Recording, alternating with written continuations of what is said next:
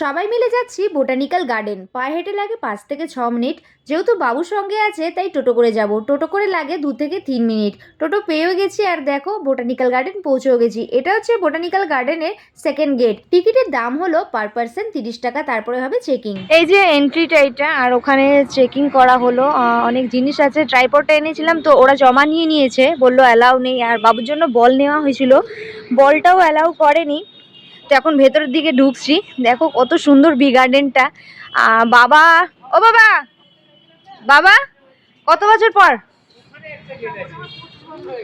25 বছর হয়ে গেছে। আর একে দেখো না, আনন্দে।